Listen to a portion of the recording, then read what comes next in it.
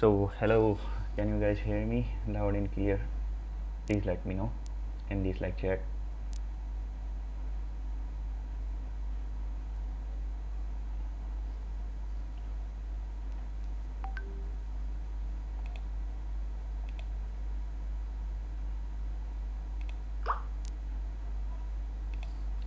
Please use the live chat channel for all the conversation related to class. The general channel will be used for information, for announcement, for different type of things.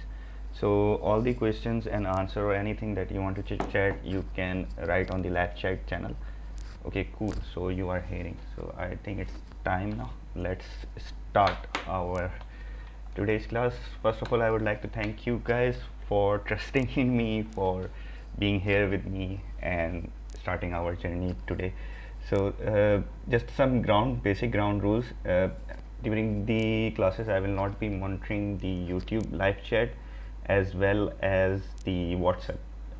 Therefore, all the questions or answers or any queries you have, you may put into Slack live chat channel. There I will answer all your questions and query.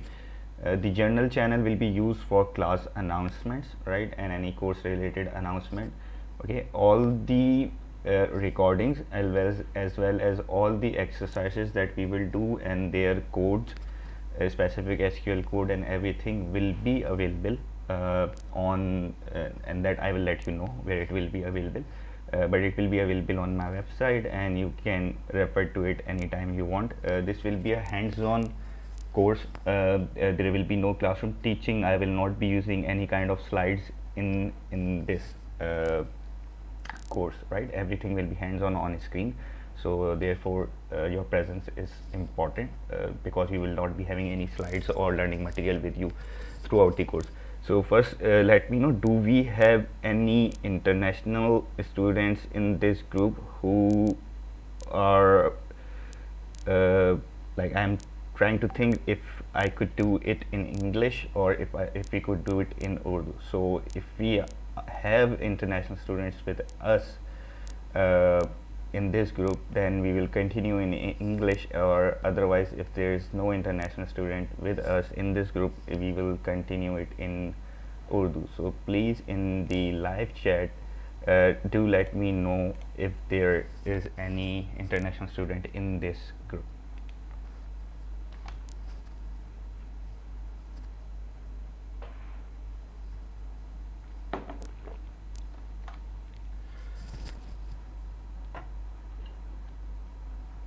So am I audible to you all?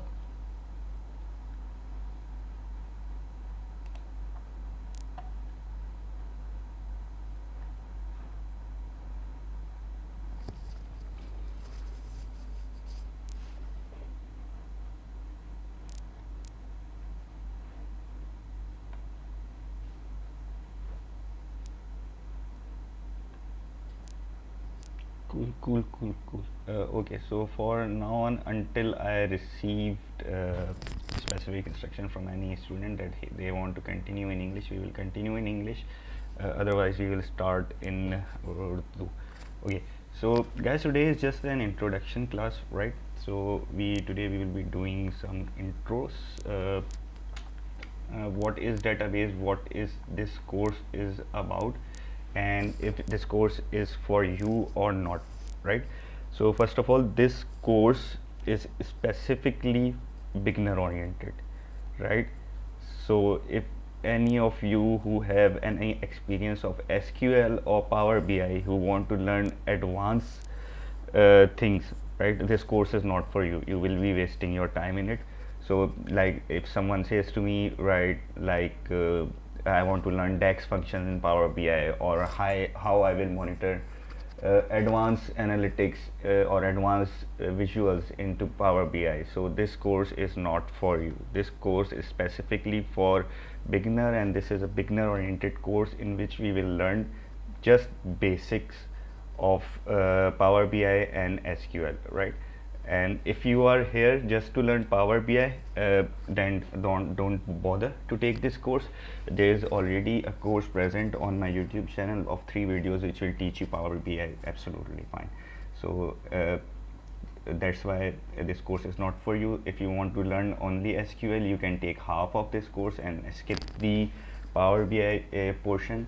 But yes, it is an SQL plus Power BI course. And why it is an SQL plus Power BI course is because whenever you go for a job or apply for a job or go into a company, you certain times you do not have a data set with you readily available, right? You need to get your data set from a database. So in order to get your data set from the database, you need to know the SQL part of it, and once you get the data set, then you can put it into Power BI, right? So that's why SQL and Power BI both are included in this course. You can do Power BI separately without SQL. SQL is not the precursor need of Power BI. Similarly, Power BI is not the successor need of the SQL. Both can be done separately. Why I am teaching both of these combined? Because they both are interrelatable, right? So just since this is our very first class, just making a sense check that the whiteboard is visible, all I'm writing is visible, and my voice is clear to you, and we will move forward.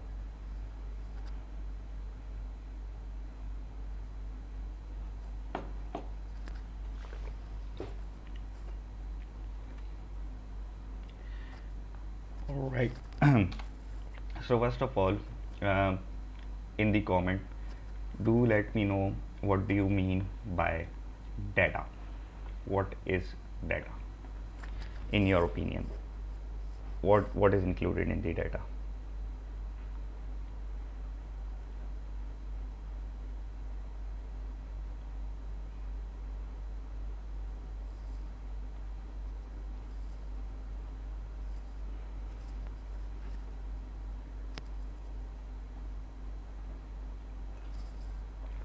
Come on, guys.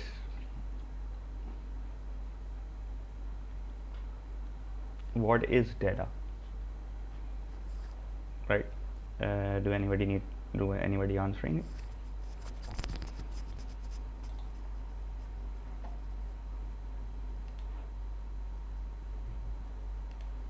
Process form of information, Akmal. Good. That's a question. If anybody Google it, then you will inform. You will come up with the same definition. Process form of information is data. Set of information is data. Absolutely right. So data might include. It might include. Let's say, it might include. Sorry, my bad. So so data can include text form, it can include number, it can include videos, it could include images, and anything that is stored on the internet is the data. And where is this data is stored, right? And this data is stored in a database, right? So for database you can think like just if any of you have an experience with Excel sheet, so database is just like an Excel sheet with different columns and different rows, and all the data is stored in these columns and these rows. So to store data you need a database, right? So just an idea, can anybody tell me how much data can each user produce each day while working on internet or surfing the internet? Just a rough idea, how much data you think we consumes or we produce each day?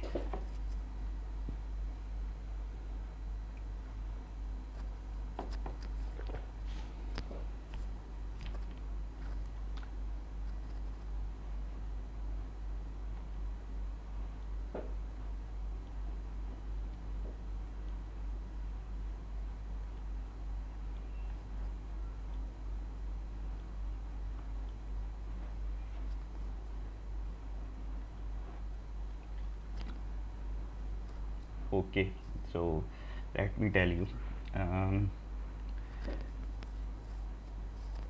infinite. No, we do not consume or produce infinite data.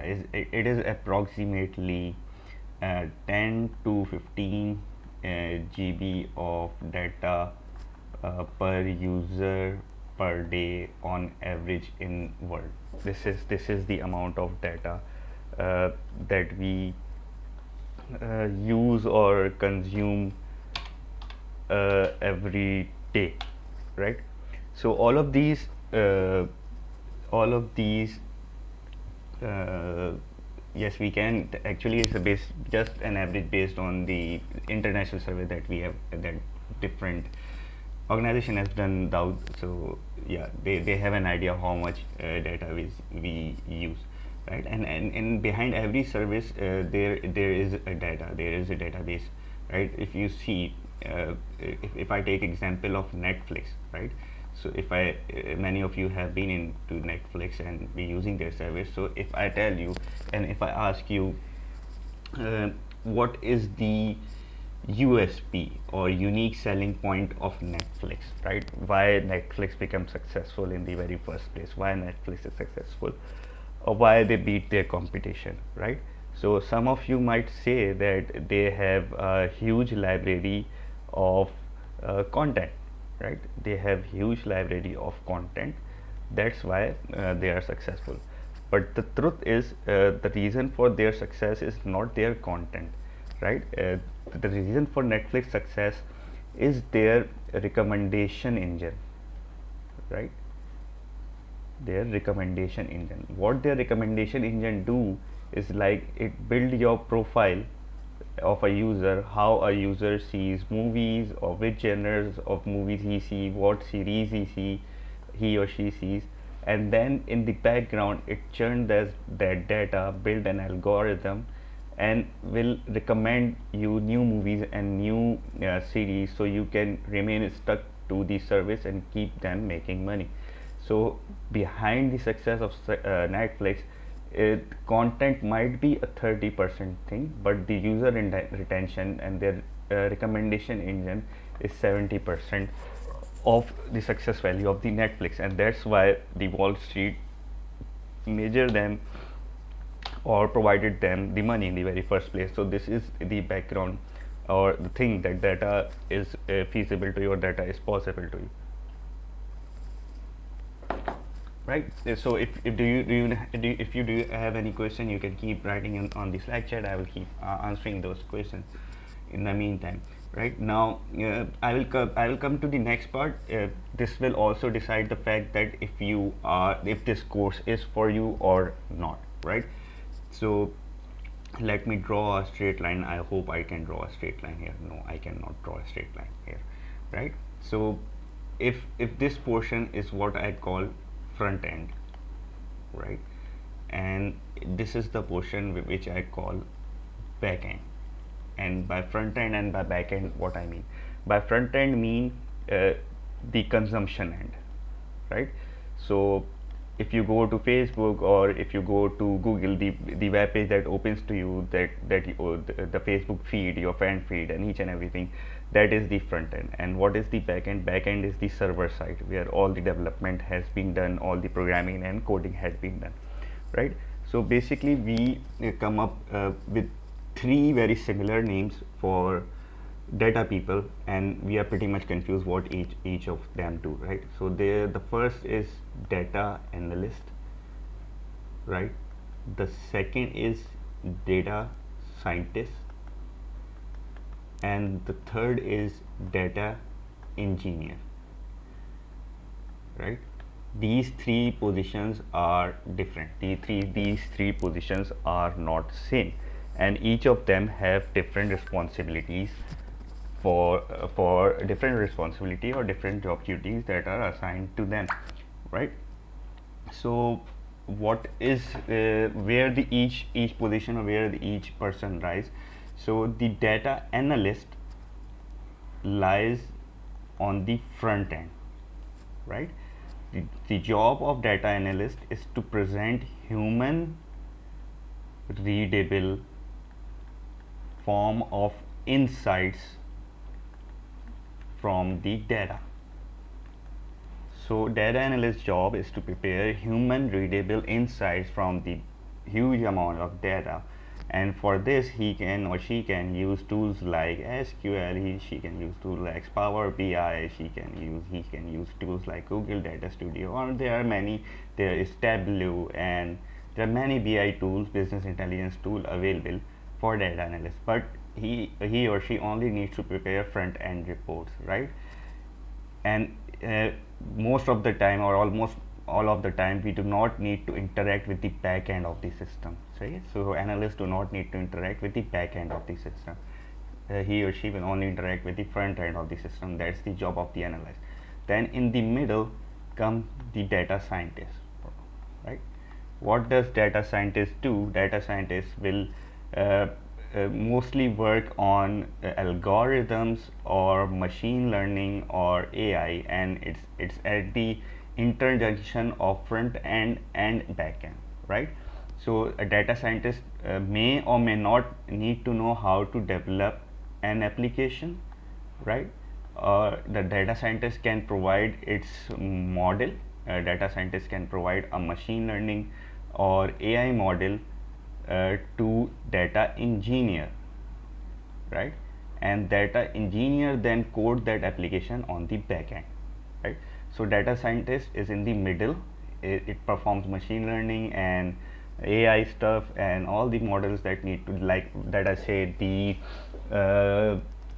let's say we will take an example of Netflix in later on, and I will explain where these three positions will lie, right? And the data engineer works on the backend backend side of the data. He or she will manage databases, how the database will be configured, which type of database we need to use, how the different database need to talk to each other, where to store data, how to develop an application from the machine learning model that is provided by data scientists. So that is the job of data engineer.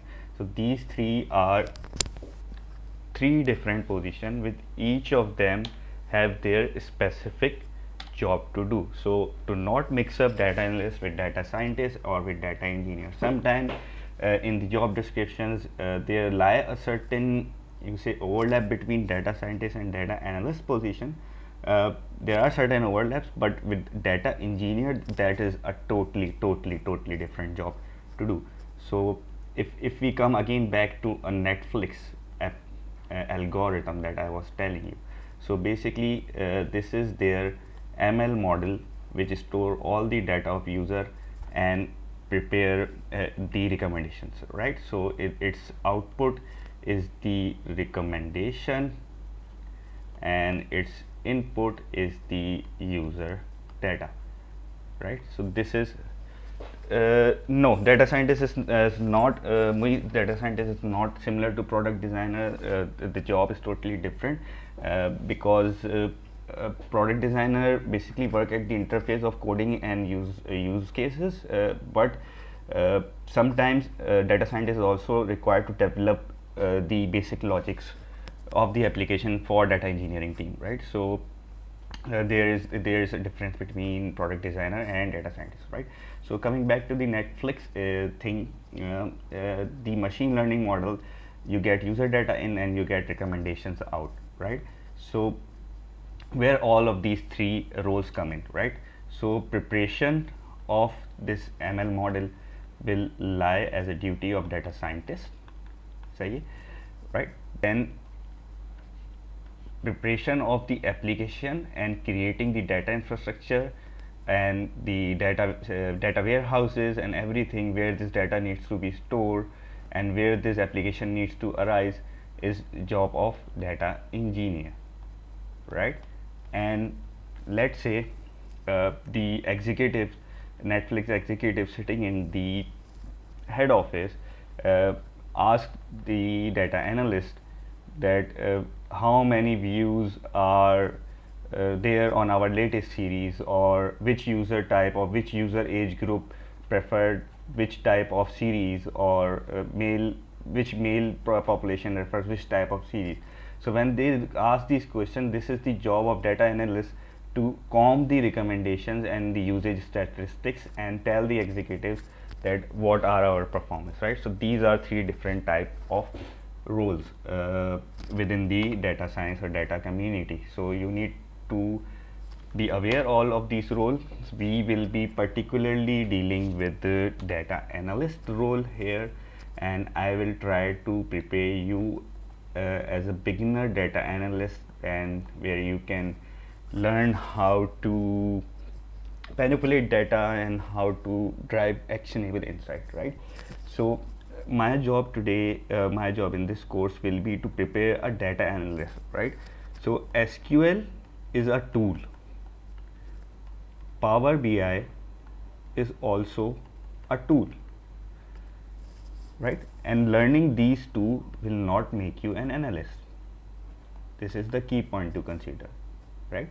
A tool is as good as its user, right? So I can teach you how to use this tool, but what do you want to get done from tool? This is the main thing that I wanted to teach you in this course, right? So how to presents your results as an actionable insight, right?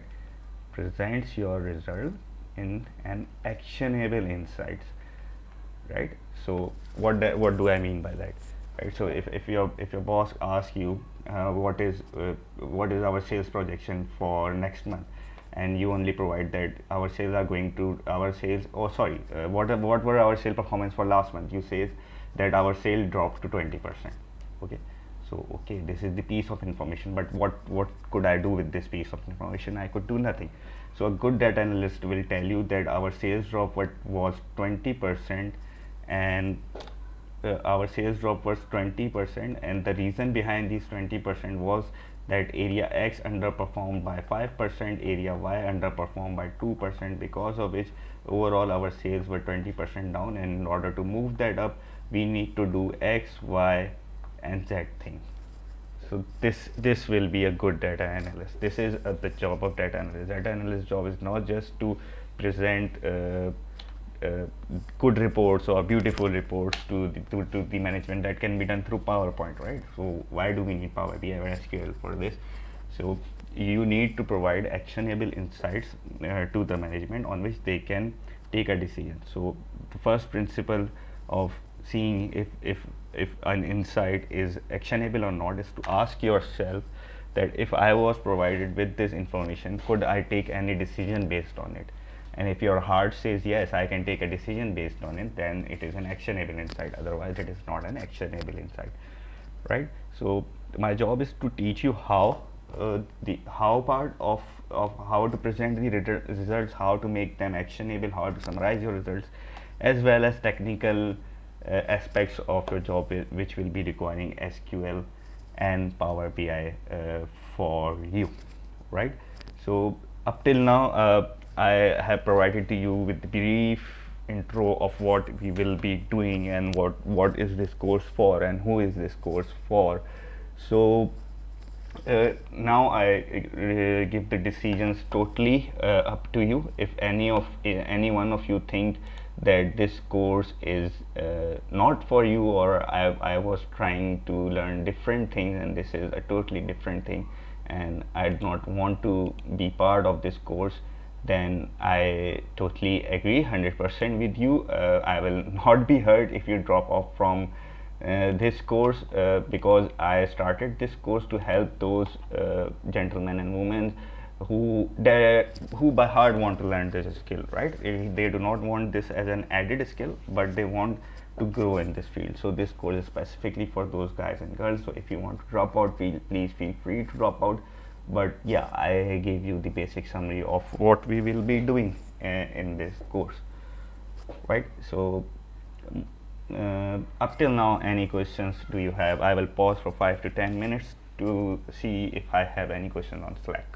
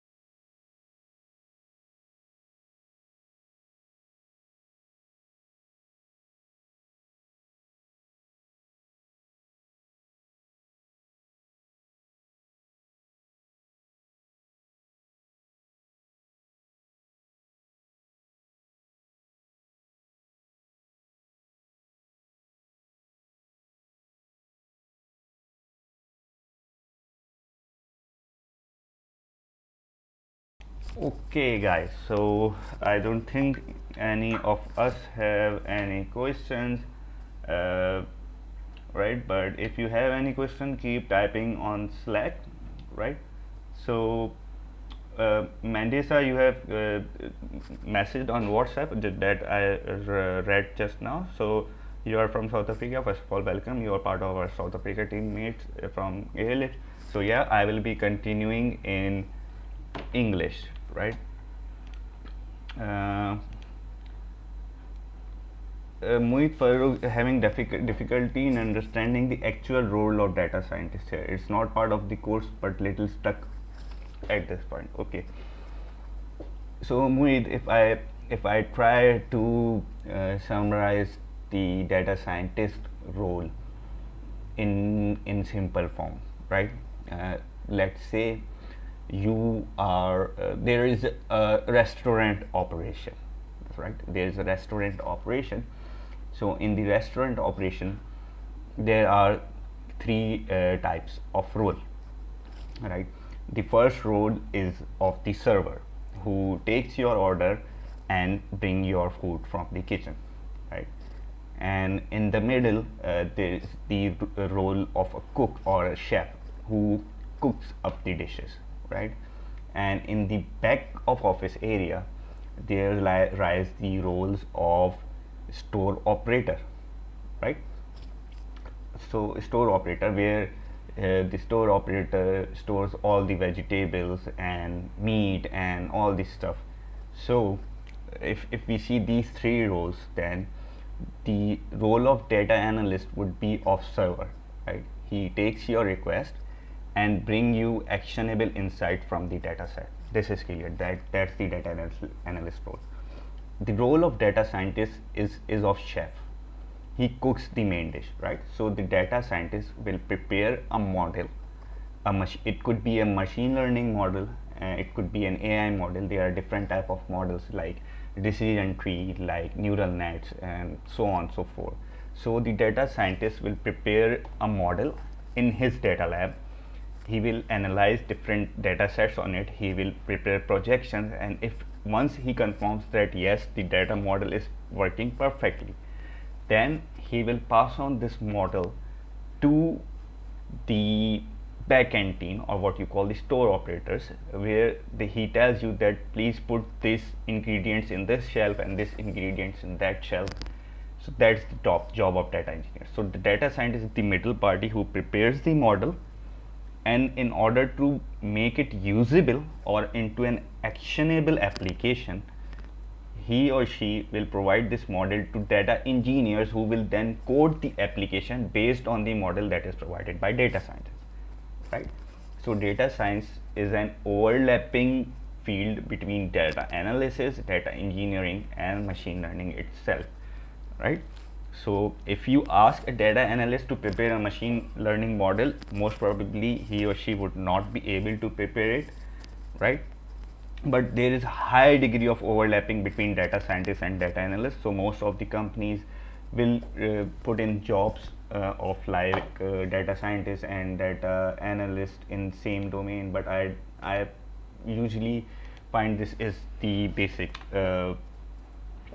thing between data science and data engineers, right? So I myself currently consider myself as a data analyst, and I am trying to go into data science field, and for which I am learning Python and different stuff. So in future, maybe we can start with if this course goes well, then we can, I think, start with data science moving forward. Right now comes the technical part of the course. So up till now, I think those of you who have decided to stay with us are well aware of the objectives of this course and what we want to achieve through this course, and agree with our teaching methodology. So I will start on the technical stuff from now on, right? So first of all, database. What is a database, right? So if you have seen an Excel sheet, or if you have used an Excel sheet, then you have used a database. Simple as that, right? So an Excel sheet could be a database, right? Anam, I am doing project management. This will help me grow, perform efficiently. Yep, absolutely, Anam. It will definitely help you on that side. So Excel sheet is a database, right? And similarly, each and everything that you perform on internet is stored in some form of database. So databases are the, you say web pages are the building blocks of internet, but database are the building blocks of modern internet, right? So there are two preliminary forms of database. So if I say database, or in short we call database DB, right? So there are two major types of database. One is called relational database, and other is called non-relational database. So in relational database you have the types of most famous MySQL, SQLite, Postgres, and there are many others. There are Microsoft DB server, Oracle DB servers, etc. In non-relational database, since I am not such well aware of non-relational databases, but I could come up with one example, and that could be MongoDB. So what is the difference between relational database and non-relational database, right? So first of all, take example of relational database, right? Apologies for my handwriting. I will get good as long as I go with this course. I definitely will be improving my handwriting. So what is a relational database? A relational database consists of tables, right? And in tables you have columns and you have rows, right? And there could be one table, there could be many table, two tables, three tables, and these tables are related to each other. That means they have links to each other. So if I want to get some data from table 3, I can get its corresponding data from table 1 and table 2 also. So all three of these tables are related to each other. So these type of database are called relational database, and relational database are very structured in nature. They are very structured in nature. All of the tables will have a definite key, and they will have a foreign key, right? We will learn what are the internal keys and foreign key later on, but for current information, relational databases are highly structured, highly schematic, and they are related to each other, right? And you will be having relational database in the forms of columns and rows, right? All the information will be stored in the form of column and rows in a relational database. So this is a key thing to remember, and all our workings, right, to from now onwards will be on relational database, right? So what are non-relational database then, right? So non-relational database store information in the form of files, right? Serial file. Let's say I make a table and name and yes, Irtisam, they have a common reference in all of them, and this is called the local key and foreign key. We will learn this in few minutes later, right? So there is this is the example of relational database, right? I am storing an information on relational database. So serial number 1 is apple, serial number 2 is mango, right? And in another table I will say name and color. So apple is red, mango is yellow, right? So now you can see these are two different tables, but they are related. So the local key name of this table B and this table A, let's say.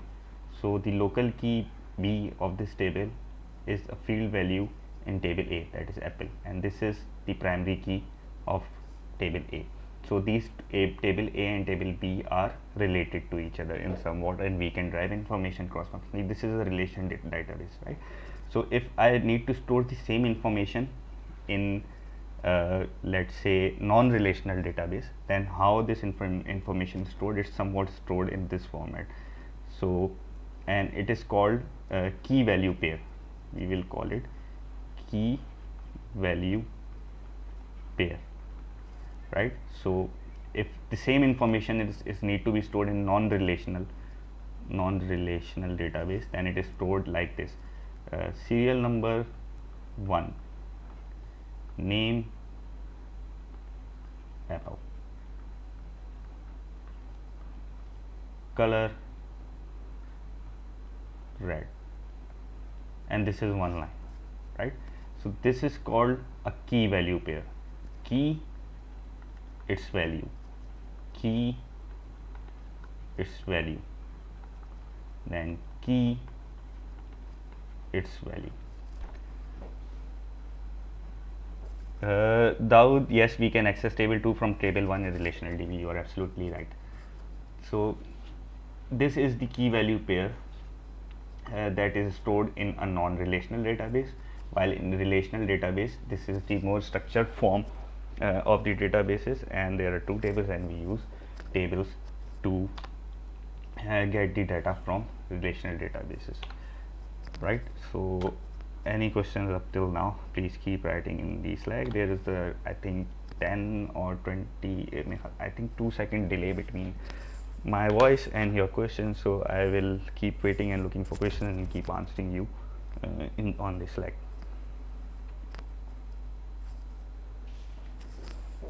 So now, since we are talking about relational database, where is the use of SQL, or what is SQL?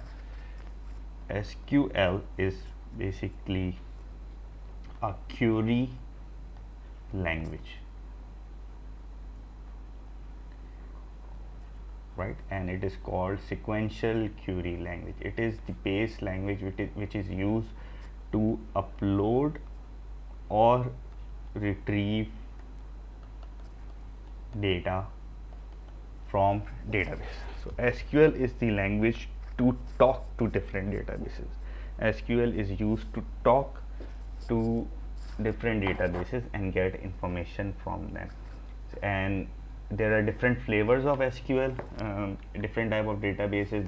There are minor differences between databases which are using SQL, like when you use Oracle DB, you cannot use limit function, and in Postgres you can use limit. And so there are very minor differences, but the major thing of SQL, or the major syntax of SQL remains the same, and there is not much change in different forms of SQL, right? So we will start our lab exercises from today as well. First of all, what I want you to do is search for Oracle Live SQL, right? And when you will search for Oracle Live SQL, you will arrive at this link, very first link, Oracle Live SQL. Click on it, and it will take you to the Oracle Live SQL lab, and we will be learning and practicing our script here. So first of all, you are required to create an account on it, right? So where you would create account? Simple. You will go into the top button here, the sign in button. Click on the sign in button, then create an account. It will take you to create an account, right? And you have to fill in the complete stuff and create your account and then log in, right? So I will wait for you. Once you have created your account and logged in, I will come back to you. So start creating your account and share the screenshot on Slack with me, please. I will wait until all of us have created our accounts and logged in.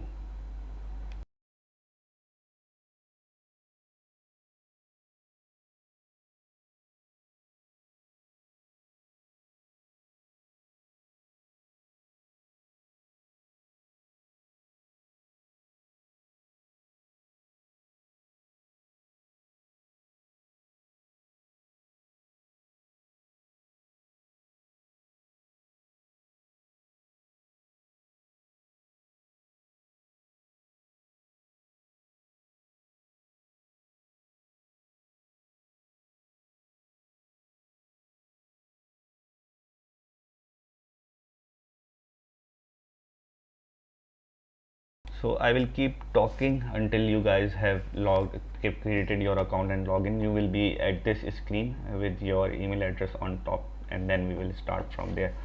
So Daud, can you explain with MySQL, Oracle, etc. what's the difference between them?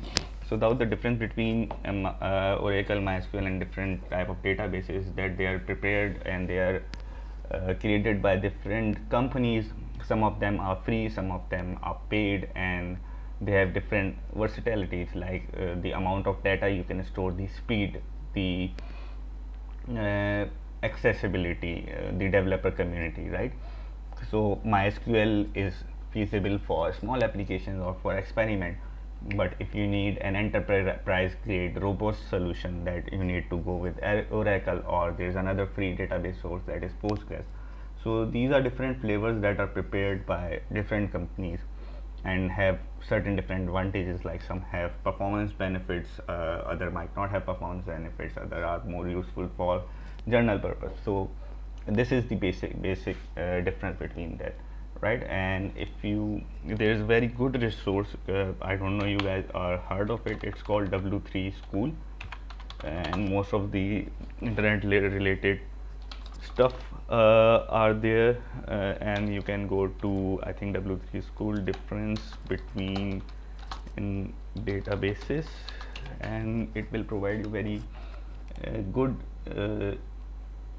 set of information that what's the difference between different types of databases like MySQL, SQL Server, Access, SQL Quick Reference. So here you can get much better details as to what different commands are there in different type of databases, right? So some have different additional command, but most of the databases can can use the simple SQL and perform your task. So from user perspective point of view, there is not much difference between different types of databases. But once you go into data engineering or development application, then there lies a difference which you need to understand. So please share your screenshots in the Slack chat if you have created your account on live SQL, because this will be the basic necessity, and without it we cannot move further in this course. So you need to have this account created right now.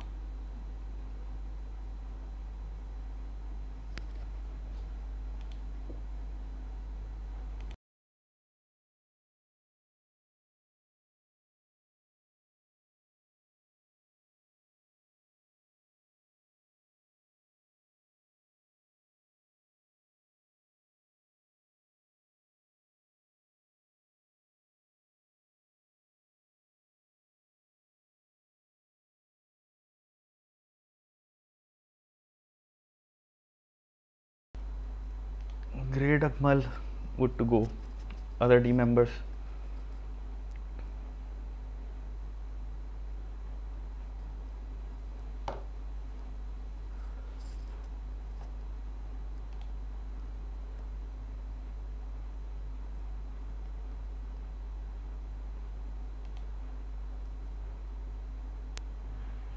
Thank Thank you, Shahir.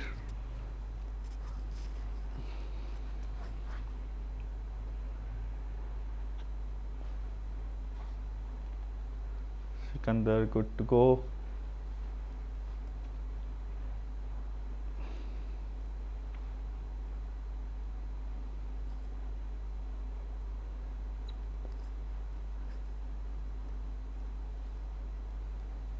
One or two, four more screenshots, and we will proceed to our next task here.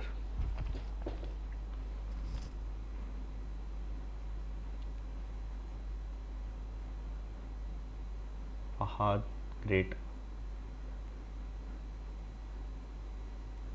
Okay, so let's move forward.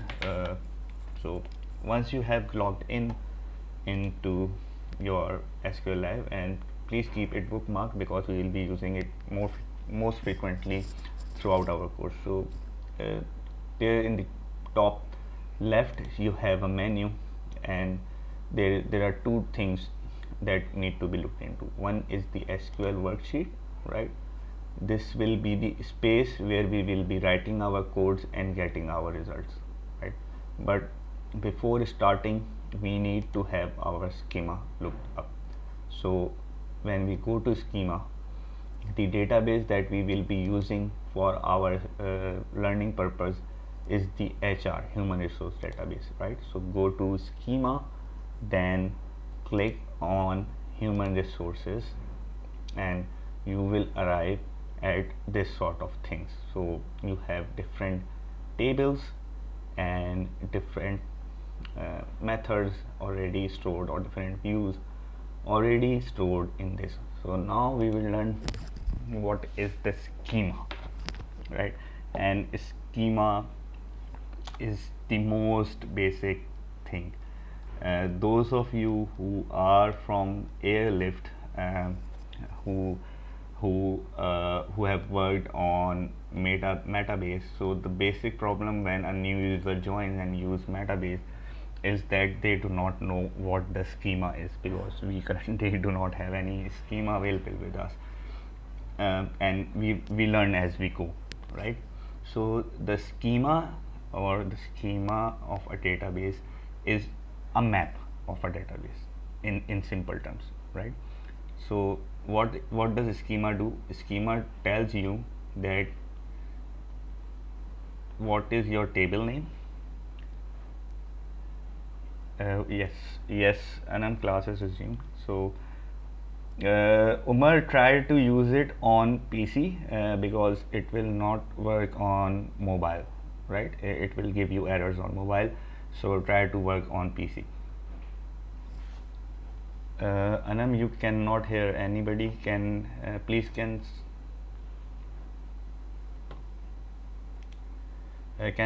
someone confirm if you guys can hear me?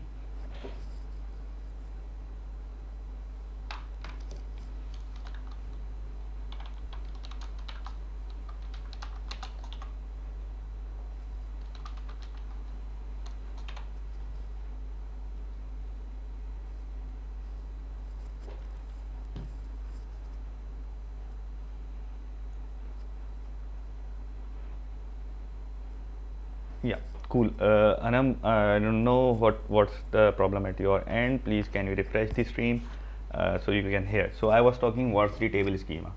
So table schema, the database schema is the name of table and what are different columns in this table, right? So this table and this table, and you have different column. Then you have another table and you have different column. So which table is related to which table, and either this table is related to this table.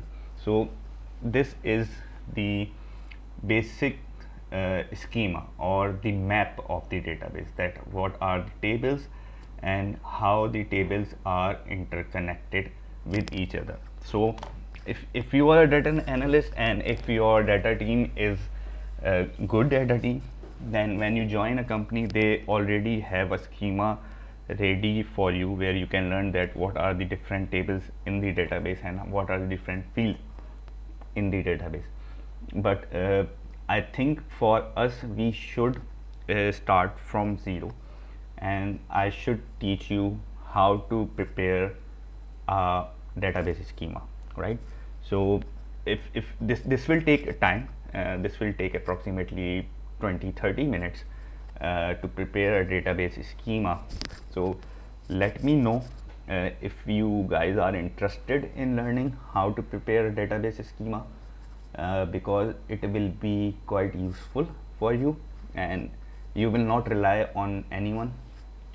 And once you go into any company and you see their database and their schema is not present, so either you can make it for them, or you can make it for yourself to be well aware of how to use this database, right? So if there is a consensus among the group that yes, we need to know how to prepare schema, then we will move towards schema.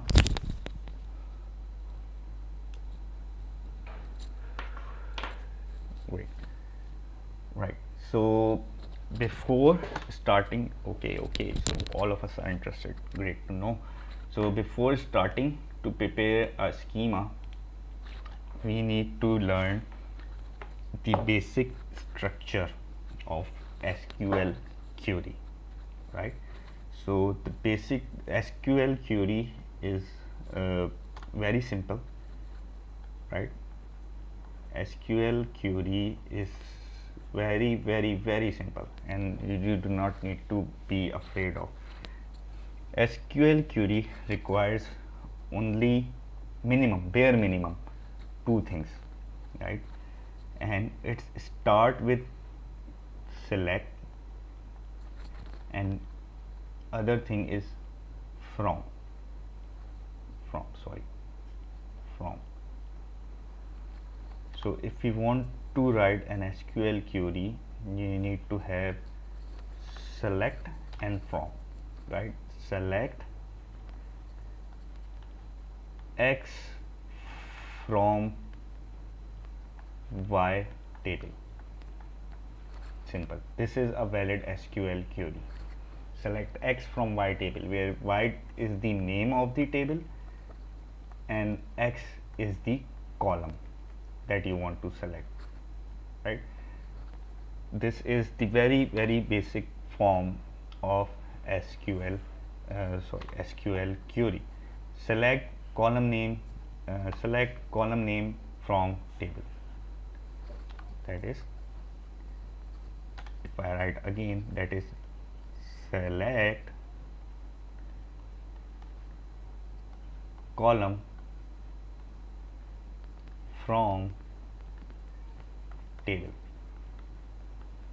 This is the most basic form of SQL query, and SQL query ends with a semicolon, right?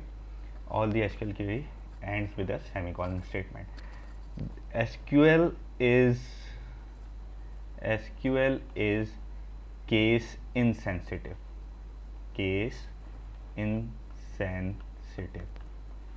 What do I mean in case insensitive? That if I write in all caps, or if I write in small caps, or if I write in camel case, these all three of the statements can be read by SQL. So there is no differentiation between capitalization or no capitalization in SQL, right?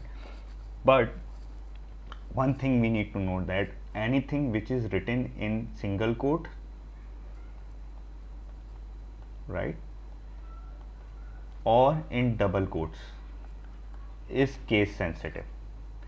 Anything that you write in quotes is case sensitive. Anything that you not write in quotes is case insensitive, right? So keep that in mind, right?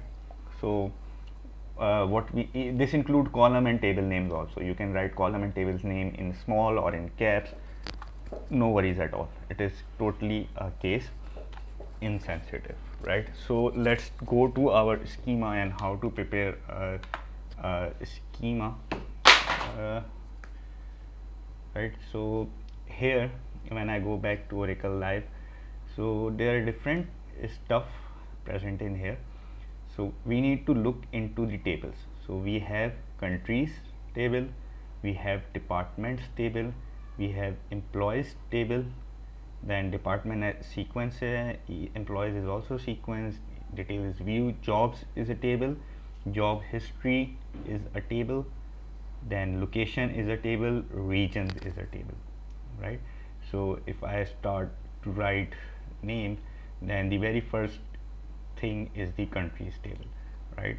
So uh, first table is countries, right? Then second table is departments. So I will write first table is countries, second table is departments,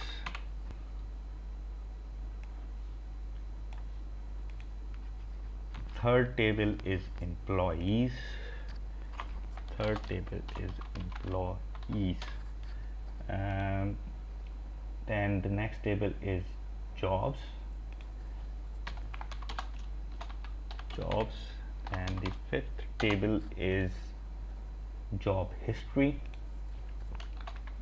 job history, and sixth table is locations, locations, and the seventh table is regions. The seventh table is regions. So let us go again at job. One another thing to note is that SQL do not process spaces in between. So you see job history is a space between them. So SQL will not process. We need to put an underscore here. So we have countries, department, employees, job, job history, location, regions. So we have countries, department, employees, jobs, job history, location, and regions. So we have noted down all the names of the tables that are currently present in our Oracle schema, then human resource table. So please share your screenshots where you have this screen available to you, right? And these 7 tables name you can write in your notepad, or you can write in Word, or in anything you can write manually with yourself, but share your screenshots with this schema visible, so I may know that all of you have their account created, schema visible, and we are good to go for next step.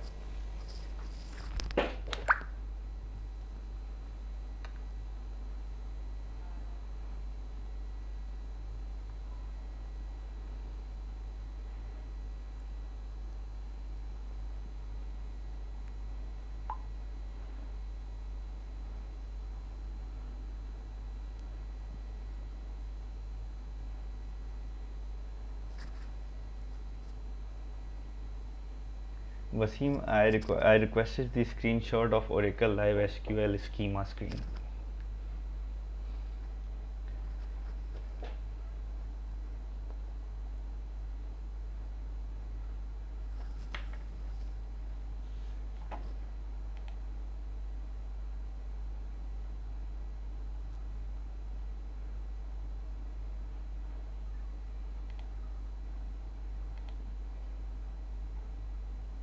Great, Shams, Fahad, thank you. Say thank you.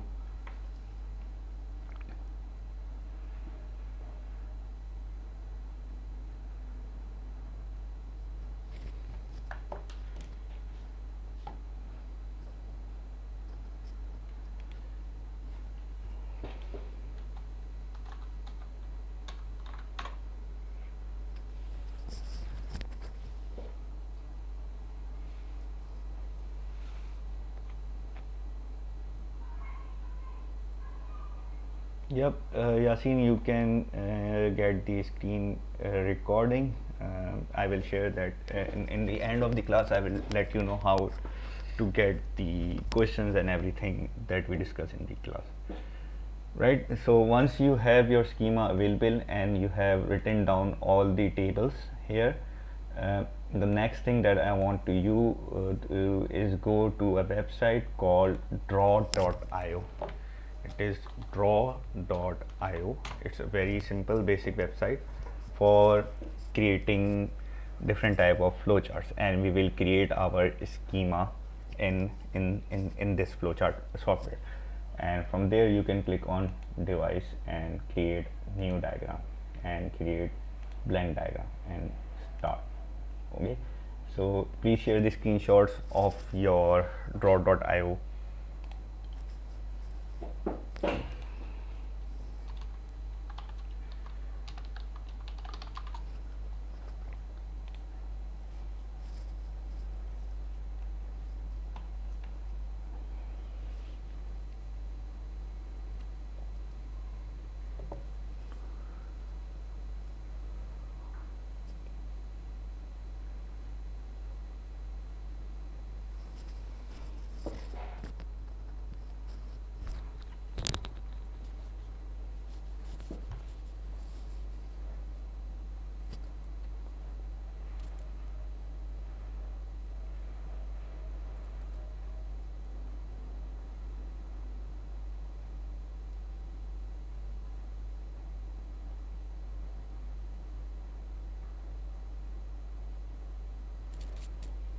Class, please share draw.io screenshots so I can see nobody is having any trouble.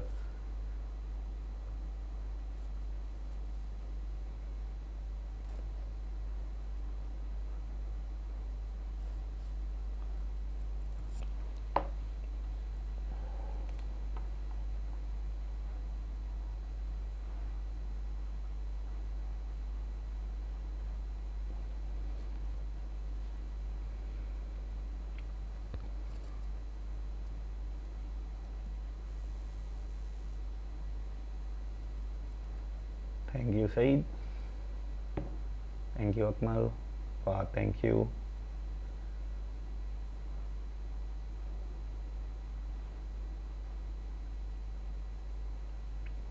Okay, so what we will do now is draw all the tables that we have listed here, right? So you can see there is a container type of uh, diagram available to you. Click on this container, right? If it is not available, so if the container is not available, type container here and you will be having the container type of diagram here. So you can use the container type and click on it and you have your first container. So our very first table is countries, so we will write here countries. I'm using caps, you can use cap, you cannot use caps, it is totally up to you. Countries, right? Then add another container and another table name which is departments, departments. Then add another container for employees and start adding all the containers for different tables that we have. When we have jobs,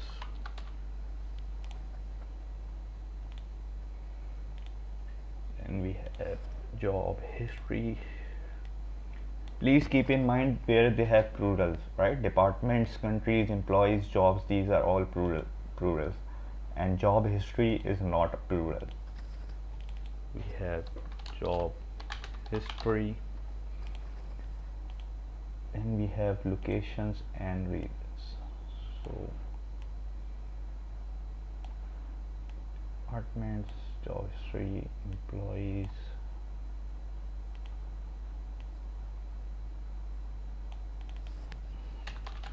locations, and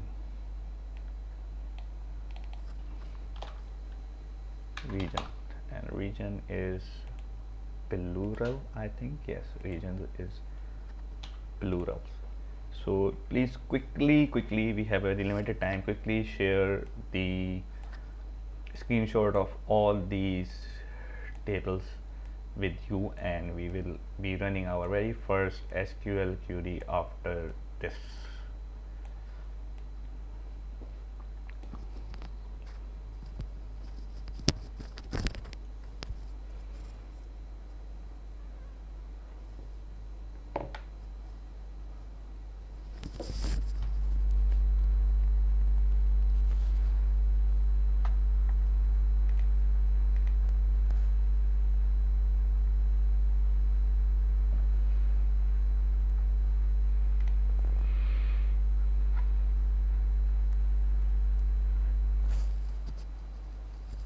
You make sure you have built the containers for all the tables.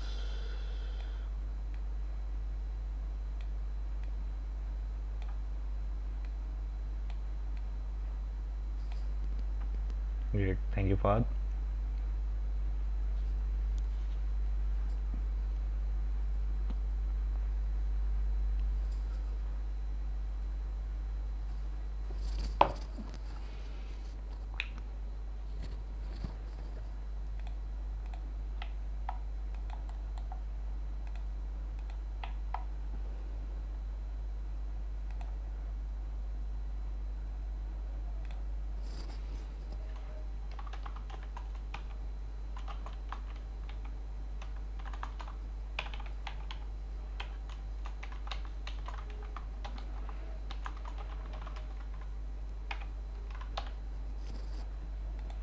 Great, Saeed.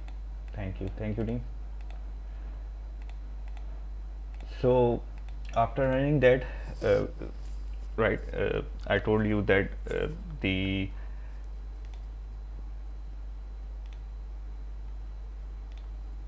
basic syntax of SQL query is select, then column name, then from table name, right? This is the very basic form of SQL query. Select column name from table name, right? But you just have started your job and you do not know the column names of any tables. From okay, we know the table name, we read the schema how many tables are present, and we drafted all the tables here, but we do not know the column names of the tables that we have. So how do we know the column name, right? For this purpose, we call regex or regular expression.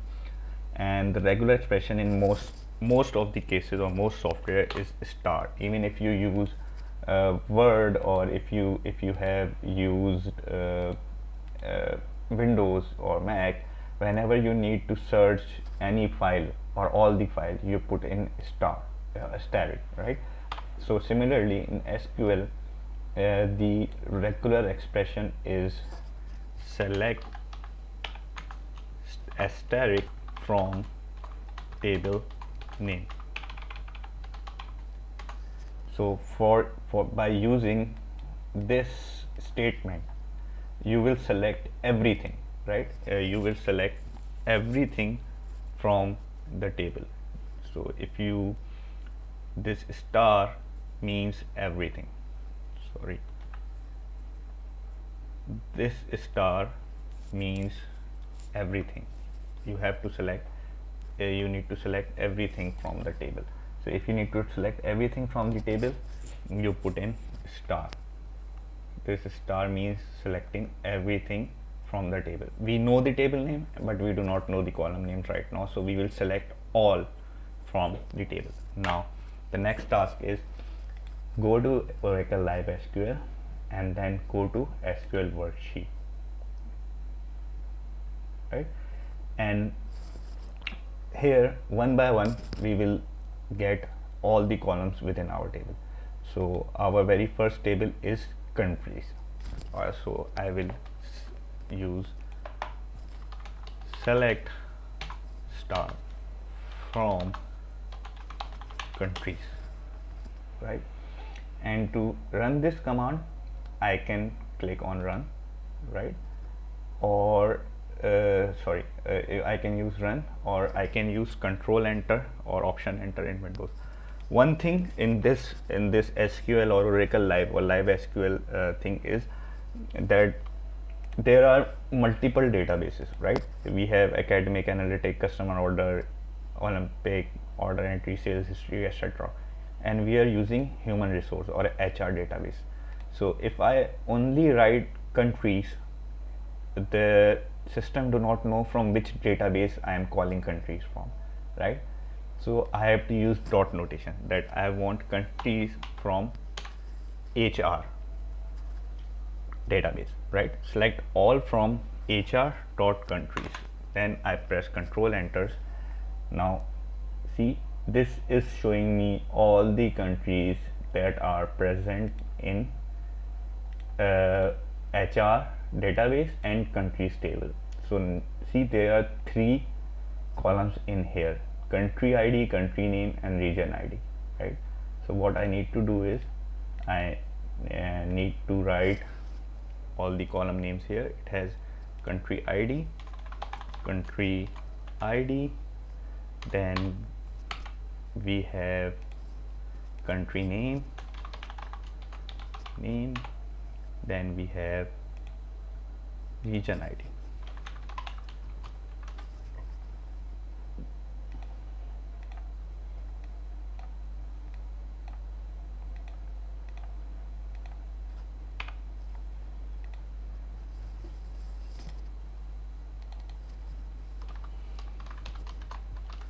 Right, so this is my countries table, right? And it has 3 columns with the name of country ID, country name, and region ID, right? So this is for countries. Now I want to see the departments, right? So similarly, what I can do is write select all from HR dot departments, and I press Control Enter or run. So here I have 4 columns: department ID, department name, manager ID, and location ID, right? So I will write here we have department ID, then we have department name. Please note that I am using underscore with every space because SQL do not consider space. Space is an invalid character, so you need to have underscore it. Then we have manager ID, then we have location ID, right? These 4 columns are present in departments table. So one by one I will go to each table and write all the columns that are present in that table. So I request you all to start doing the same. In the meantime, I am doing in parallel, and then we will continue. So my next table is hr.employees. If anybody is having any trouble, please mention in Slack and I will answer it. So you have employee ID, so your employee ID, first name, last name,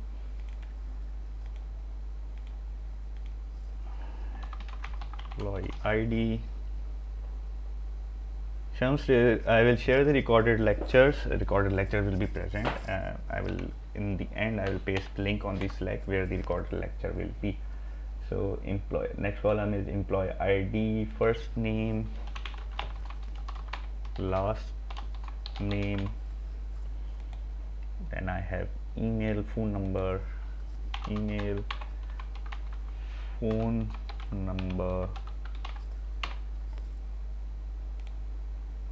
and hire date, job ID, job ID,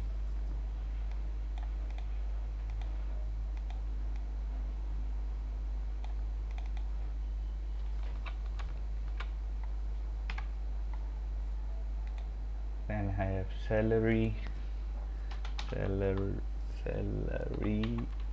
commission, percentage, commission PCT,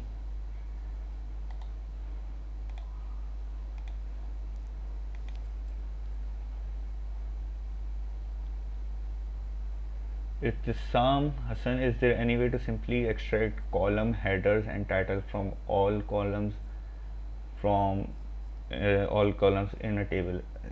What you can do, Sam, is has most databases have the option, or most tools which is used for database introspection or for query have the option of downloading this as a CSV, right? But I am not using that method because I want to teach you from scratch. What if you are on a database which is present on command line and which do not have any internet interface? So where how you will do that, right? So since you have asked, so if you want to download all of these, you can download it as a CSV, right? So this will be downloaded as a CSV, and then you can open it in Excel or in any software you like, and you will have this table in Excel format, and you can use that to make your schema.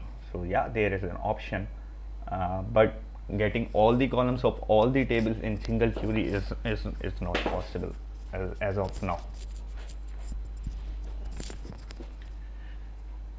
Right, and then I have locations, hr dot locations. Locations, I have location ID, street address,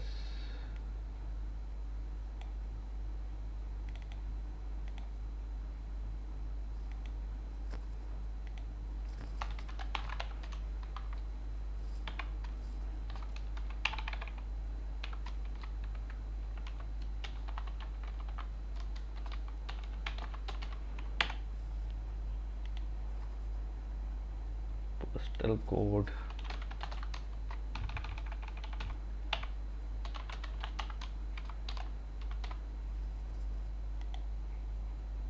city, state, province, city, state, province, country ID.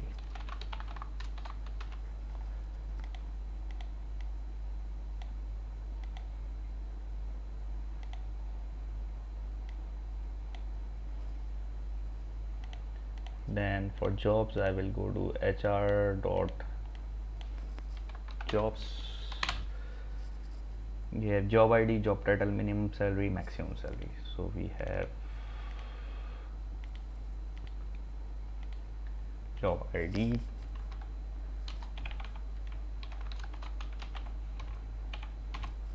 and I have job title, minimum salary, max salary. Yes, that's it. These are the columns.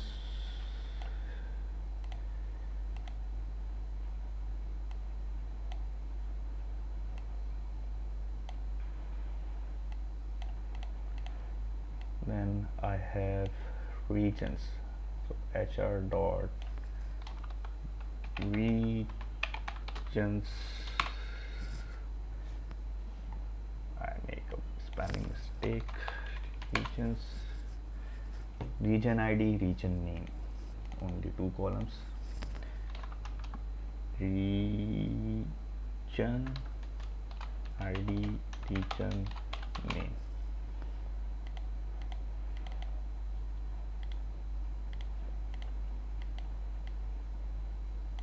Right.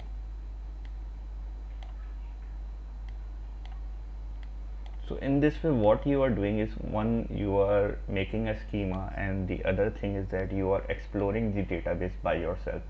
So this is an excellent way to start getting familiar with any database, to know how many tables are there, how many columns are there. So you can easily use these columns and table. What I could have done is, I could have prepared this offhand on my side and just share with you that you see this is the schema. But the thing is, I want to teach you how to be self-sufficient if there is no one to help you in the office, or if any of colleagues are busy. So this is the very basic thing where you need to start from. right? So maybe you will be finding it a hectic thing to do, or what we are doing, we are here to run SQL. But trust me, once you have explored the complete database and you know the tables and on their columns by heart, then that's the best thing that you could have done to yourself when you start new jobs in any company, right? So this is my last table. This is job history. It is employee ID, start date, end date. Employee ID, start date, and date, and job ID, department ID. Job ID, department ID. Okay, so I have completed my all. Yes, yes, that was, and this is the way. So after completing, I am in this position. So how many have of you have completed? Please let me know so we can move on to the next step. Currently this is still incomplete.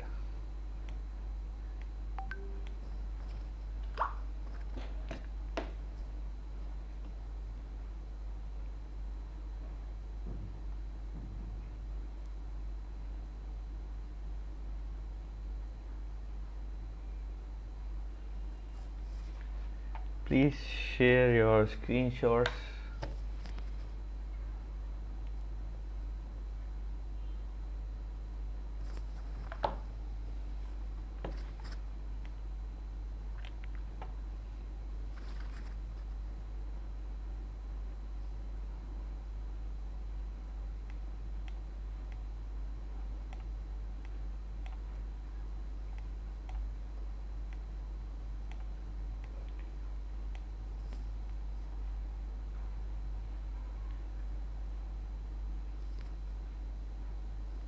Okay, please let me know if any of you having trouble in running the query or any error that you are receiving. If it is good to go, then I request you to please concentrate back on the screen. Let your stuff let go for a small time.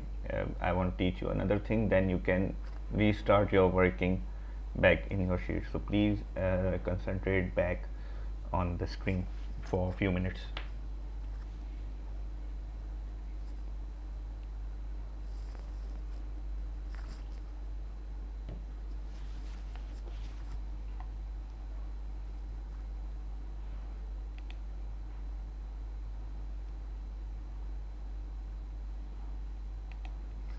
All right, so what we will do now is that we will form relationships between tables, right? So we will see which fields are common between two tables, so those two tables can be related to each other, and we can utilize their data while querying further during our exercise. So I have the habit, unfortunately, to make things look good. So most of the time I waste my time in in this sort of stuff, even in my regular job. But this is what I love to do. I want my stuff to be visually appealing. The person who work within my team will agree to that how much I think I waste my time in making things look beautiful. So yeah, so here we go. Now we will try to link up table. So first of all, country table have country ID, country name, region ID. So which other table have country name, country ID, country name, and region ID? So employee table do not have, job history table do not have, region table have region ID, and country table have country ID. So I will use the connector here, and I will connect the countries table to the regions table with the common key is region ID is right. So I will change the color to blue, or I will change the color to red to be more visible, right? And this is the region ID, which both are related. to each other, right? So this is how you will start to see that this is a relational database, that these keys, these tables are related to each other. What's happening with the country name, man? My mouse is not working. Why? I don't know. Right, so countries is related to region, right? Then location, in location we have location ID, street, postal code, country ID again. So now countries table is also related to location table, and with the key country ID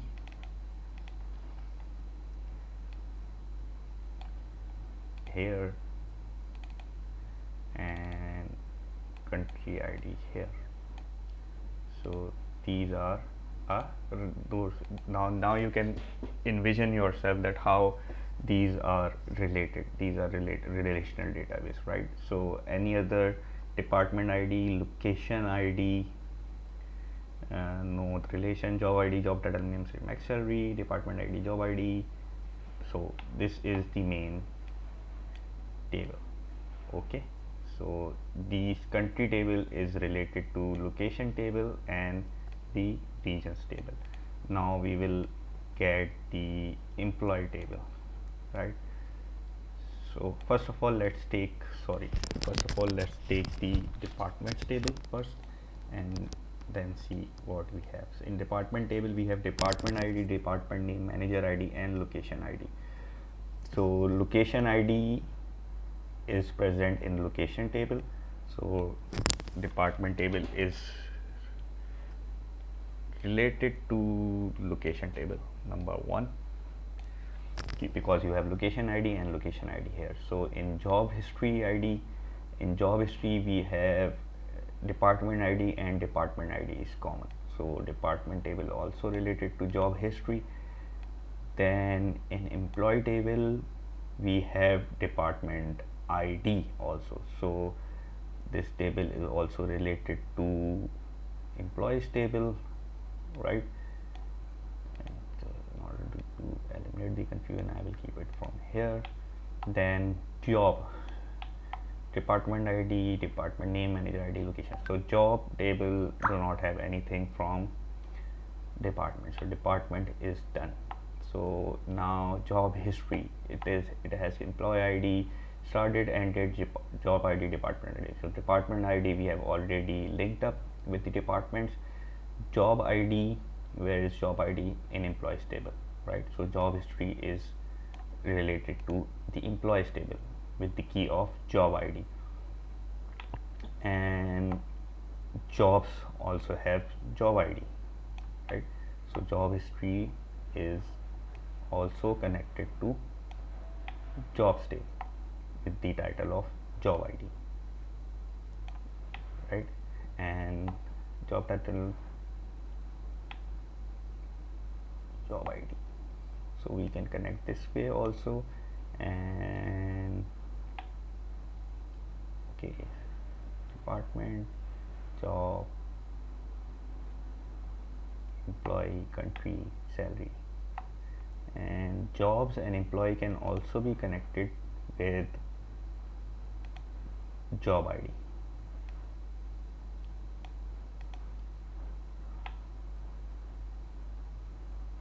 And job history and employee can also be connected by employee ID, right? So this is the basic. Now this becomes the basic schema of your database. So you have all the tables with you, right? And you have all the relationships between different tables mapped out, and now you can see how the schema look likes in your database, right? So please let me know if you have any questions in this regard.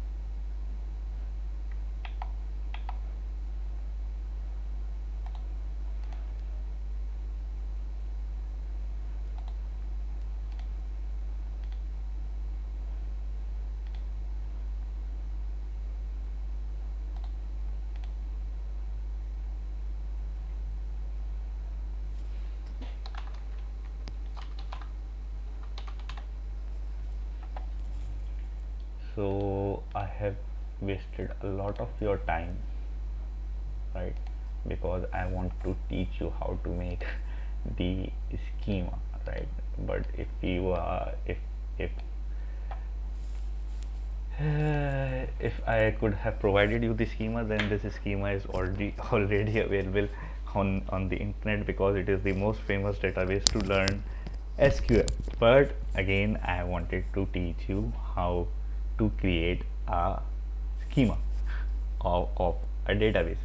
So you can see we have all the tables here: job history, jobs, employees, department, location, countries, and regions, and all the linkages between different tables and their keys. Employee ID is employee ID, start date is related to somewhat, this is the local key, then jobs have job ID, you can connect it with this and this, job ID to job ID. So this is the complete schema, and I'm also sharing this on Slack. So it's better to know how to create a schema, but if you do not want to build the schema yourself, or you are more happy to have available to you, then you can download it from there, right? So if you want to save your own schema, right, so you can go to files, save as, and you can save it on your desktop, and it will download, and it has already downloaded into desktop, and you can get it as an image also, right? You can screenshot it, you can save it as an image on your desktop, and you can do anything from here. You can export it as JPEG, and I have exported it as JPEG, and I am loading device. So now this is the schema that we made, right? So if you want, I can share this schema also with you. So far, any questions do you have? This is the basic schema that we will be requiring and referring to and fro during our complete you say the complete tutorial or complete course. We will be referring back and back again and again to the schema, because this is the basic thing that we need. Alright, so if I am pausing here for 5 minutes, we do not use schema in SQL itself. Schema is for us. Schema is for us to understand which tables are related. You will know how we'll be using this schema. Yes, job ID is present both employee table and job history table, so both can be connected. Exactly right. I am pausing the team. I'm pausing here for 5 minutes. So if you want to take a break or have some tea or water, you can. We will resume at 5:40. Oh sorry, 5:40. Yeah, we will resume at 5:40. I am here. If you have any question, you can ask me. The purpose of the schema to structure your data in a better way. Yes, if you are creating a database from scratch, then you will create a schema to better structure your database. But if you are a data analyst who is gone into a company and you want to understand how the tables are related to each other, so you will prepare a schema and keep it yourself until you learn by heart, right? So until and unless you have learned by heart, you will keep referring back to this schema to get your data from. Let's say your manager asks you, give me the number of employees working in IT department, right? So from where you will get this information, the total number of employees working in IT department. So you will, if you are new or if you are a beginner, you will go back to the schema and see where is this information present. So the department name is present in department table, and employees are present in employee table. So if I could join department and employee table, and I can count the number of employees and put a filter with the department of IT, then I can get the total number of employees in the IT department. So you need to look back into the schema by yourself to understand where you will get that information from. What happens if a table is not related to any other in the database? Then it is a separate table. No worries, not at all. We will be querying it separately. So it is not necessary that all the tables are related to each other. In some cases yes, in some cases no.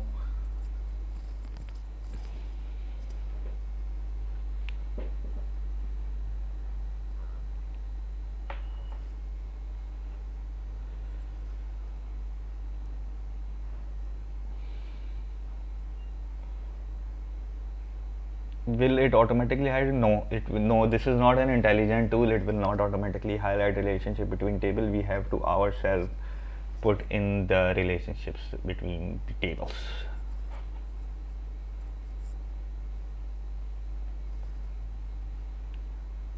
Dawood, Sheikh, Hafsa, Ittisam, and Yasin, I hope I have answered your questions. If still it is not clear, please you can ask further.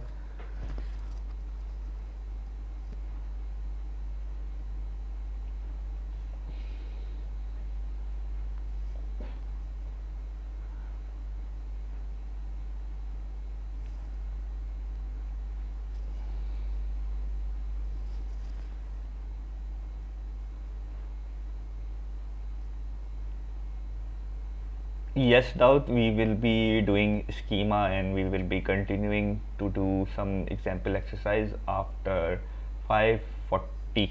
We will continue.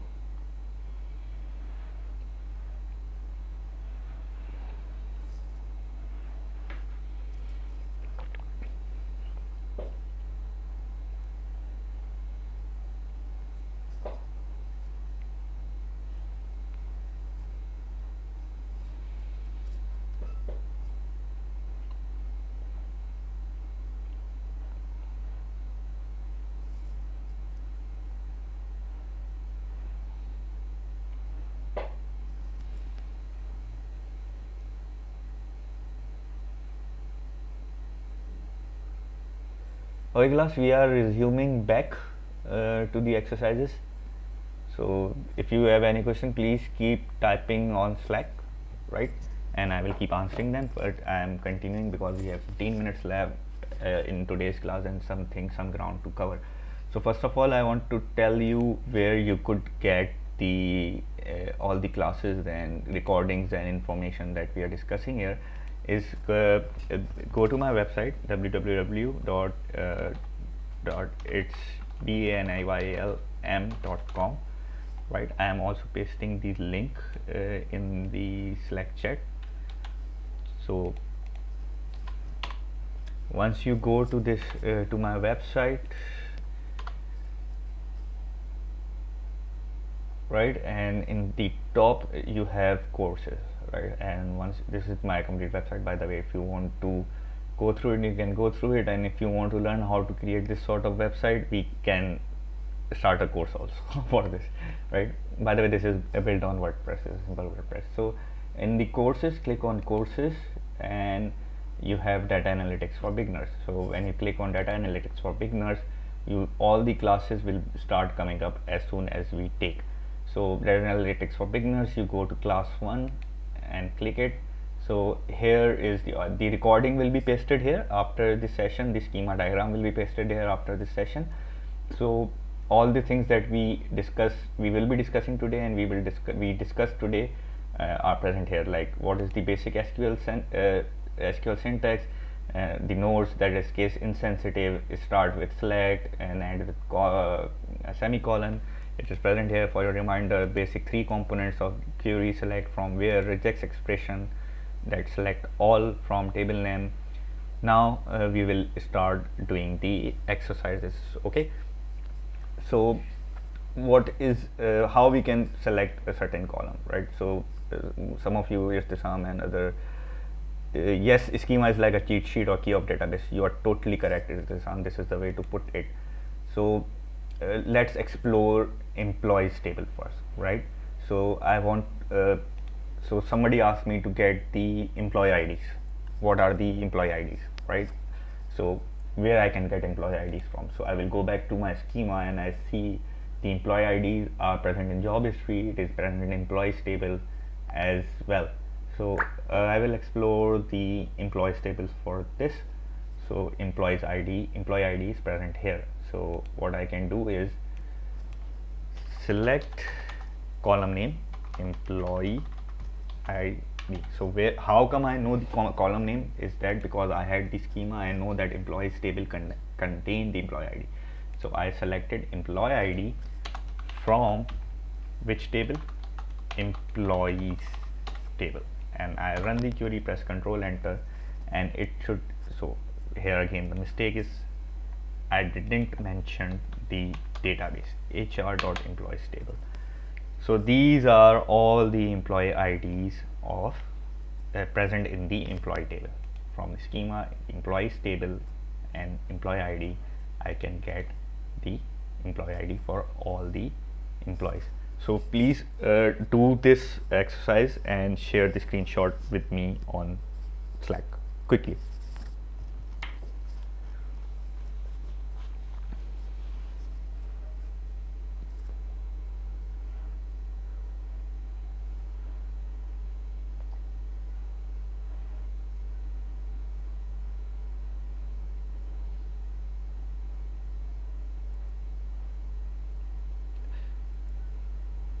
Yasin, you have to highlight it by yourself.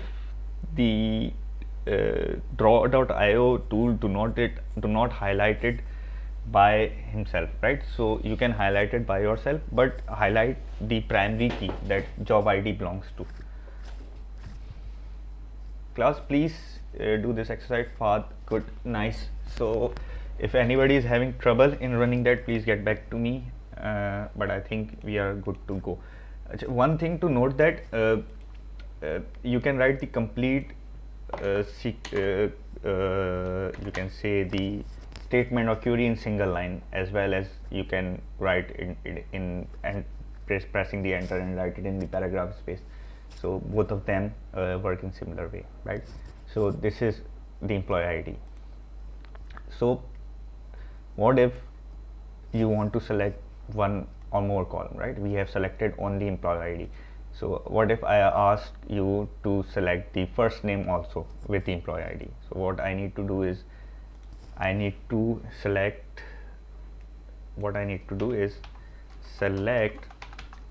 employee ID, then I need to put in a comma, then I need to put in another column name. So in this case it is first name, right? Where from hr.employees table, and if I press Control Enter, it should give me the employee ID along with the first name of the employee, right? So try this as well. So in this way you can select multiple columns, right? So if I wanted to select last name also along with this, so what I can do is select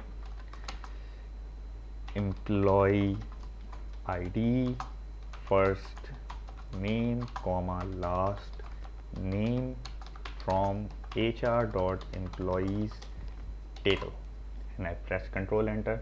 Now I have employee ID first name and last name as well. So please try this out on yourself right now and see if you can get this.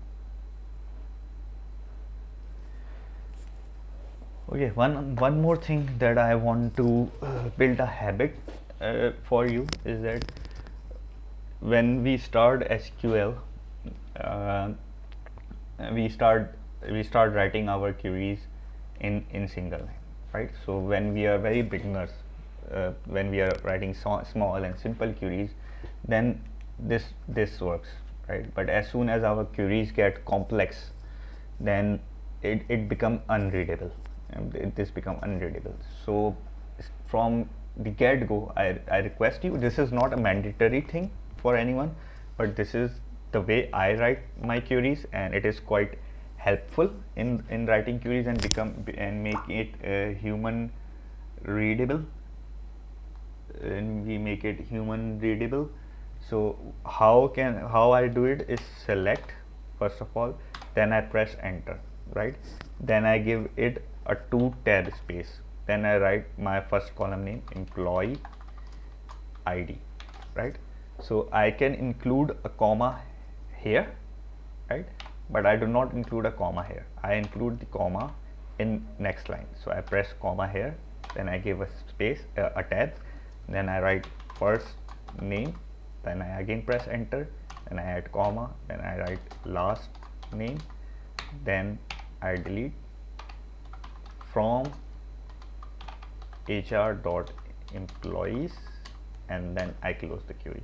So in this way it become, you can see it become a very human readable form. So this comma is at the end of employee ID, right? But I am writing it here. The purpose for this being that in any case, if I do not want the employee table, right? So I can comment that out. So it is not letting me comment that. So you can comment this out, or you can just delete. I do not want first name, so I just delete it and then I enter. So see, so this it become quite easy and become quite human readable if used from the start. Practice to write queries like this, right? uh, all right, so now we will continue with our very first exercise. So our first exercise is that you are employed in a company and the HR manager needs all the information from departments table, right? So we remember how we get all the information. We use asterisk or for all the information. Select all from HR dot departments and close this. So we will get all the information from department table. Okay, so class, try to do the first exercise. So the answer or the code of the exercise will be written when you click the HR information, then the answer will be written here.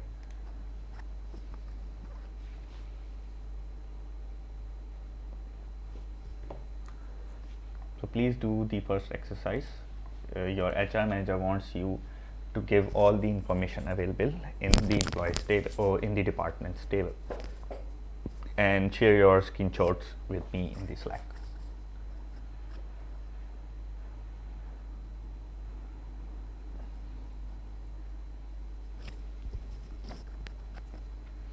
As soon as I receive the first screenshot, I will continue to the next exercise.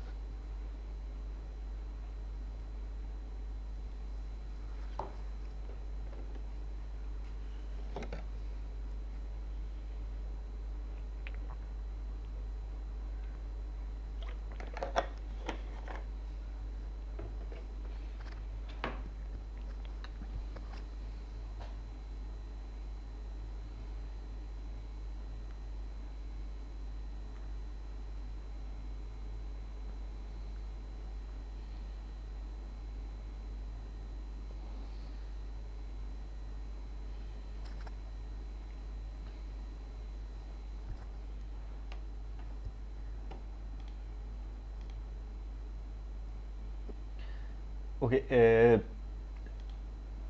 it's a sum. The query is correct, absolutely. This is okay to write this way. Thank you, Wasim. Father, I request you to use spaces between select space, asterisk space, from space, HR dot departments. In this way, it will become more user friendly and human readable later on, right? Okay, so the next question now, the next question is, your HR manager needs the phone numbers of all employees. So where I can get the phone numbers? So I will go back to the schema and I can see phone numbers are present in employees table. So I can get phone number from the employees table. So this is the way to use the schema when you are not familiar with the database. So phone number is in employees table. So I will go back and I will write select phone numbers from HR.employees table. So it will give me phone numbers. What is the thing is invalid identifier HR.employee, why it is giving me phone number. So the mistake is I have used plural, well it is only singular. So these are all the phone number in HR.employees table that my manager asked me to provide. And right, this is the code. So please try this exercise as well, then we will go to the next exercise. As soon as I will receive any first screenshot, I will move on to the next exercise. So now you understand the importance of schema. So if I knew the database from heart, that I knew my company's database from by heart, so I do not refer to schema very frequently. But when you are new to a database, you need to get back to schema every now and then to get know where to get the information from. So I hope Daud Shafkat asked me if I can do an example with this schema. So this is Daud, how we are required to do this with the schema. I hope I made your question clear. Cool. So we got the phone numbers. So now next, what is the next task? The HR manager needs the department ID column from employees table, right? Now if I see the schema, then the department ID is present in two tables, one from department table and another in employees table. So the question is asking me that he need department ID column from employees table. So what I need to do is write select department ID from HR.employees, then close the query, and I should have department IDs from the employees table. So try this one also.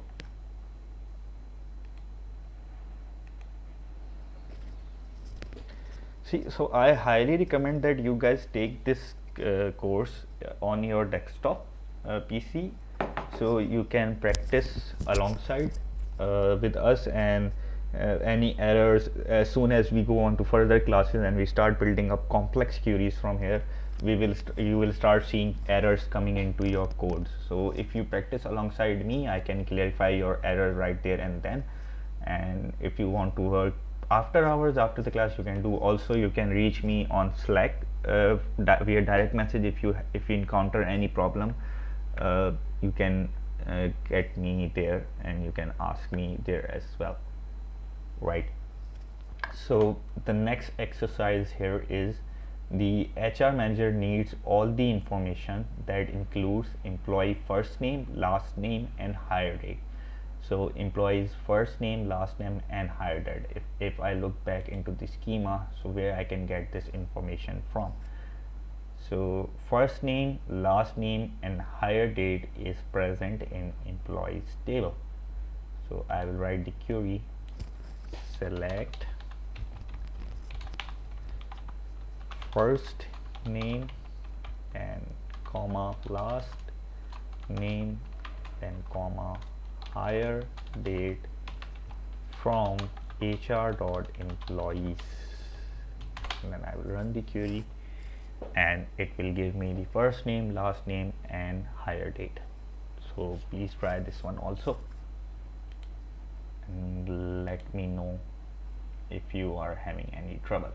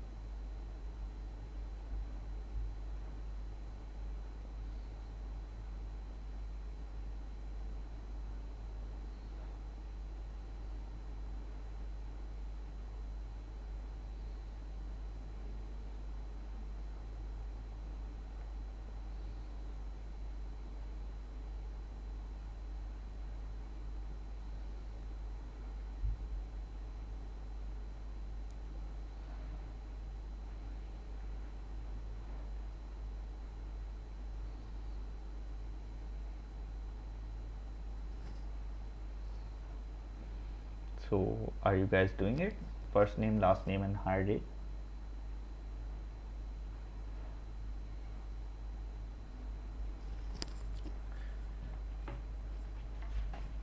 Good. So now the three exercises are remaining. The HR manager needs all the record from jobs table. Send communicator has to collect all the information about department ID and department name and salary range from maximum and minimum. So for this, the third last question, you need to refer to jobs table and select all from jobs table. For company structure, he need to collect information about department ID and department name. So this information can be ascertained from department table, department ID and department name. And for last question, salary range of every job ID about minimum, maximum, and job ID. So this can be done from the jobs table. So I am running the last exercise now. The rest is your homework or practice session that you can do at home. I am continuing to do the last, that is collect the information about job ID, maximum and minimum salary. So where I can get this from? I can get this from jobs table. So I will select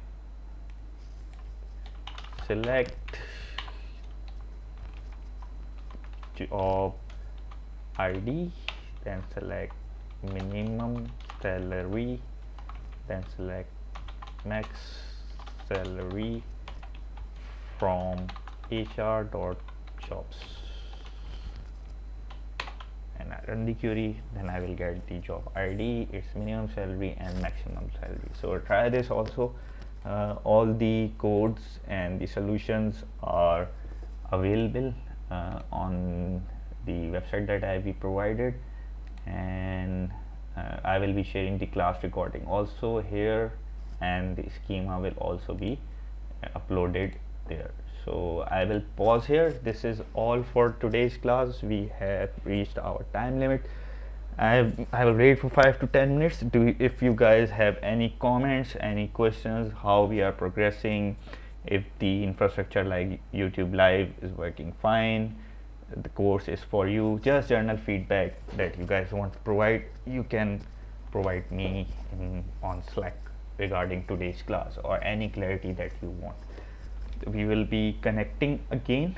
How do we extract from two separate tables in one query? This is an advanced level topic, and I think we will be covering this in our third or fourth class through joins. So there is a clause of join where we can join multiple tables to get our information from, but for today it will be a complex. I think for some of us are quite quick at learning, some of us are a little bit slow on learning. So I think it's best that all of our groups member arrive at the same pace, and then we can start exploring the complex concepts of SQL. So we can connect two table, and we will be connecting two table, I think in third or fourth class. We will be doing this, how to join the table. So this was intro class, that's why I took it on Sunday. I provided basic guidelines to you regarding the course, what it will be covering, if it is for you or if it is not for you. I will be waiting for your feedback on Slack. I am still online for Slack for like 5 to 10 minutes. We can have a huddle there, we can talk with each other, and see you again next Saturday. The next class will be scheduled on Saturday 4 p.m. Pakistan Standard Time. That will be around, I think, 12 GMT, Greenwich Meridian time. And now the classes will be regularly conducted on both Saturdays and Sundays. So thank you for joining, and I am available on Slack for 5 to 10 minutes to answer your queries. Thank you all.